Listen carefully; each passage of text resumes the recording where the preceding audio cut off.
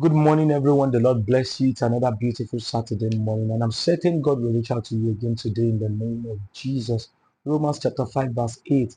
But God demonstrates his love towards us in that while we were yet sinners, Christ died for us. First John chapter 4, verse 19. We love him because he first loved us. God showed his love to the world, to the people of the world. But nowadays, we don't show people love. We don't love people again. We are not committed to people. We are committed to things. We love things. And that's the way of the animal kingdom, the survival instinct.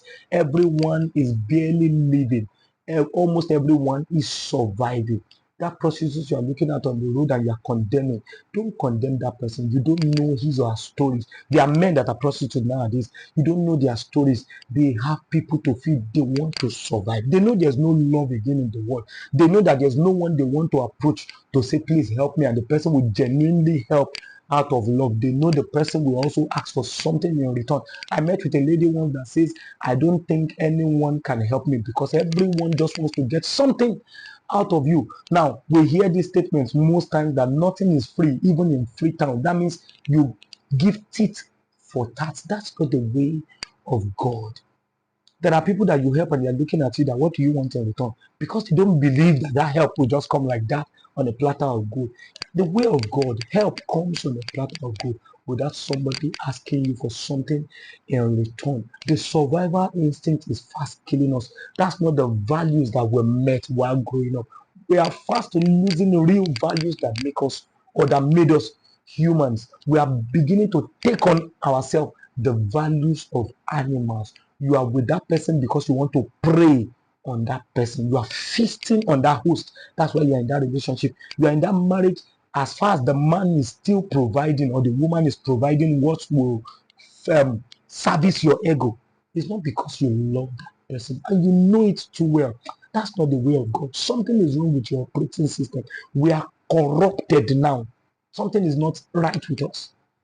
We need therapy. It's not the way of God. That's why you're not getting the full benefit you're supposed to get from people. Because let me tell you today, you're not the only one that is woke. Everyone is woke. It's a bulk SMS.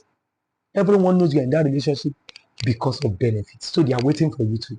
That pastor you are shutting down or you are looking down on because he wants to hand over to his child. It's not his fault. He knows you are there for a season. He will soon leave when you see a better place. But he knows that that son is the only one that will still stick to him. I'm not saying that's the best way, that's the way of God. I'm not saying that's the way of God. It's the way of the world. So everyone is woke now. Don't blame people when you have not heard their stories. Because if you were in their position, you would do worse than that. I've discovered that. I used to believe that human beings are better than. No, I've seen people display attitudes that you would never have believed that they would do. When people are looking at surviving, they can do anything.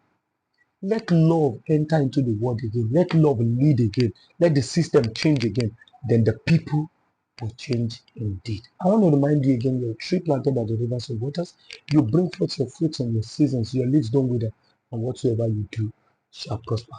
To change the system, let it begin with you. Start loving indeed, and others too will change. May the Lord help us. Have a beautiful Sunday.